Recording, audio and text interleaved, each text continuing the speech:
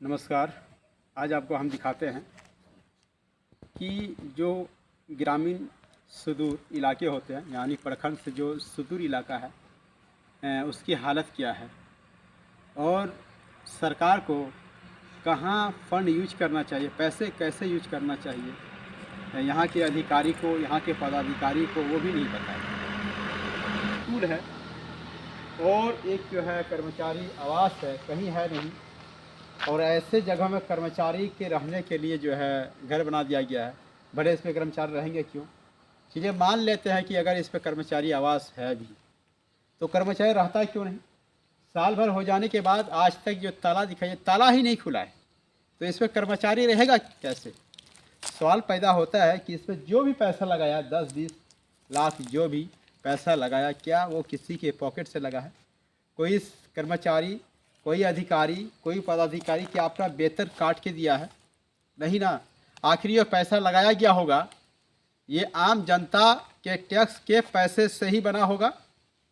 तो क्या आम जनता का टैक्स का पैसा इतना सस्ता है कि जहाँ चाहें घर बना दें और इसी तरह जो है आखिर में वो घर टूट भी जाए और रहे भी नहीं, कोई काम भी नहीं हो? बताइए, ये जो घर बनाया गया इसका प्रयोग क्या है, इसका यूज क्या है? जब यूज ही नहीं है तो सबसे पहले सरकार के जो जेई या जो संबंधित अधिकारी हैं, जो पदाधिकारी हैं, उसको सर्वे करना चाहिए था। जिस इलाके में ये घर योजना बन रहा है उसको सर्वे करना चाहिए था कि अगर हम यहाँ बनाएंगे, इस बीच में, इस जंगल के बीच में अगर बनाते हैं तो यहाँ कर्मचारी लोग भी रहेंगे या नहीं, यहाँ बैठेंगे कि नहीं। अगर बना भी दिया गया है तो बैठते क्यों नहीं, सवाल पैदा होता है। इसलिए यहाँ के डीसी महोदय से नम्र निवेदन करना चाहते हैं कि आखिर ऐसी जगहों में पास ही क्यों होता है जिसका कोई जो है यूज ही नहीं है, जिसका यूज ही नहीं होता है। और ऐसी जगह बनाने से फ़ायदा क्या है? बेकार का पैसा जाते हैं, इस पैसा का यूज होना चाहिए। बेकार जगहों में बेकार घरों को बनाया क्यों जाता है? इसके पीछे बहुत बड़ा लॉजिक है। लॉजिक क्या है? बहुत बड़ा मकसद है, बहुत बड़ा कारनामा है।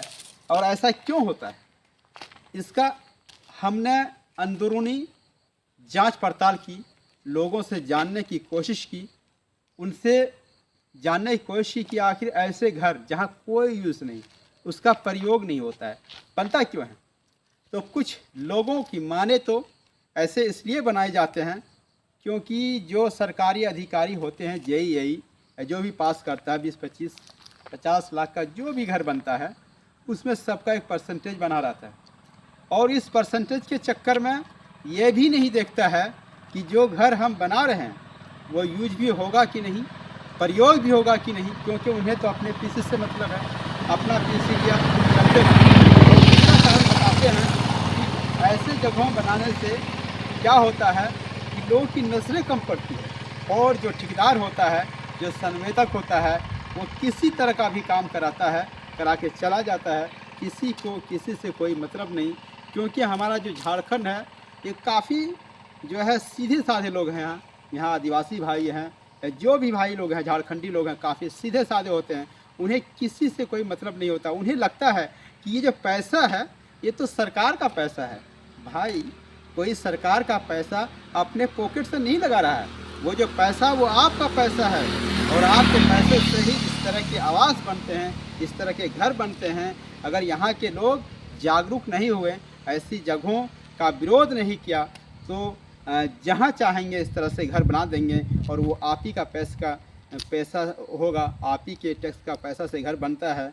और ख़ास करके यहाँ के प्रशासन से, डीसी महोदय से, राज्य सरकार से नम्र निवेदन करना चाहेंगे कि अगर आपने इस घर को बनाया तो इसका कोई मकसद होगा, उस मकसद के तहत इसको यूज में लाइए, इसका उद्घाटन कराइए या इसका खुलवाइए, ताकि यहाँ के लोगों को, यहाँ के अगर कर्मचारी लोग को बैठाइए, कम से कम तहसील कर्मचारी, हल्का कर्मचारी आवास अगर बनाए हैं तो लोगों को बैठाइए, ताकि अगल बगल का जो भी लोग हैं उन्हें फ़ायदा हो।